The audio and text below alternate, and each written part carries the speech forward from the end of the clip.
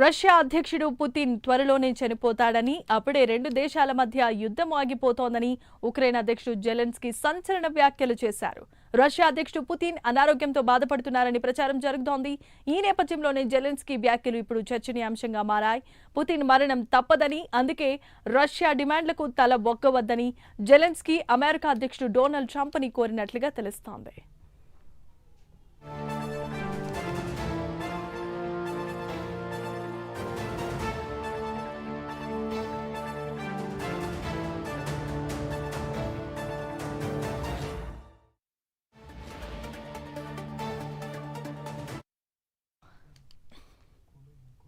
ఇక ఫ్రాన్స్ అధ్యక్షుడు ఎమాన్యుయల్ మాక్రాన్తో భేటీ తర్వాత జెలెన్స్కీ మీడియాతో మాట్లాడారు.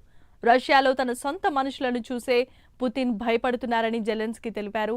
రష్యాపై అమెరికా విధించిన ఆహార పదార్థాలు, ఫర్టిలైజర్స్ పై విధించిన వాణిజ్యపరమైన ఆంక్షలను తొలగిస్తేనే నల్ల సముద్రంలో కాల్పుల విరమణకు అంగీకరిస్తామని రష్యా అధ్యక్షుడు పుతిన్ డిమాండ్ చేస్తున్నారు. ఈ డిమాండ్లను అంగీకరించవద్దని జెలెన్స్కీ అమెరికాను కోరినట్లుగా తెలుస్తోంది. వైట్ హౌస్ లో కొంతమంది రష్యన్ల ప్రభావానికి లోనయ్యారని జెలెన్స్కీ అంటున్నారు.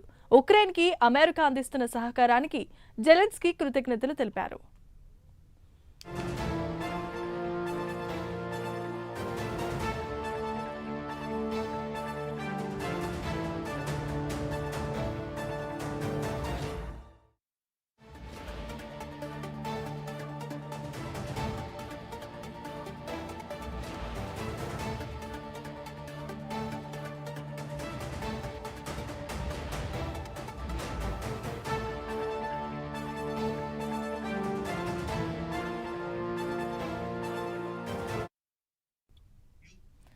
ఇదే సమావేశంలో మాట్లాడిన ఫ్రాన్స్ అధ్యక్షుడు ఇమాన్యుయల్ మాక్రాన్ ఉక్రెయిన్లో ఐరోపా బలగాల మోహరింపును ప్రస్తావించారు.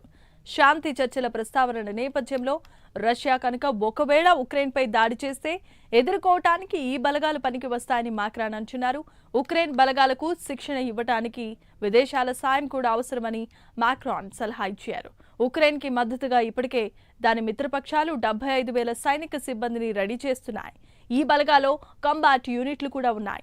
ఎలాంటి విపత్కర పరిస్థితులనైనా ఇవి నియంత్రించగలుగుతాయి, పర్యవేక్షించగలుగుతాయి, సంయుక్త శిక్షణ కూడా ఇవ్వగలుగుతాయి. రష్యా దాడులను సమర్థవంతంగా తిప్పికొట్టగలుగుతాయని ఎమాన్యుయల్ మాక్రాన్ వివరించారు. అయితే రష్యా దాడి చేస్తే దాన్ని ఎదుర్కొనేందుకు ఉక్రెయిన్ సైనికులే అగ్రభాగంలో నిలవాలని నిర్ణయించారు.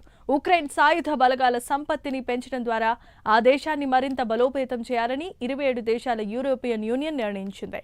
కాల్పుల విరమణ విఫలమైనా లేకుంటే రష్యా ఒప్పందాన్ని ఉల్లంఘించినా ఉక్రెయిన్ ఏమాత్రం వెనక్కి తగ్గకుండా పోరాడేలా సాయం చేయాలని బ్రిటన్ నిర్ణయించింది. ఇవాళ ప్యారిస్లో జరిగే 30 దేశాల సమావేశంలో ఉక్రెయిన్కి అందించే సాయుధ బలగాల సాయంపై ఓ నిర్ణయాన్ని తీసుకోనున్నారు. కీర్ స్టార్మర్, మాక్రాన్ ఇద్దరు యూరోపియన్ యూనియన్ ఉక్రెయిన్ సంకీర్ణ బలగాల ఏర్పాటుపై గట్టి పట్టుదలతో ఉన్నారు. అయితే అమెరికా అధ్యక్షుడి ప్రత్యేక రాయబారి స్టీవ్ విట్కాఫ్ ఈ యూరోపియన్ యూనియన్ బలగాల మోహరింపును తోసిపుచ్చారు.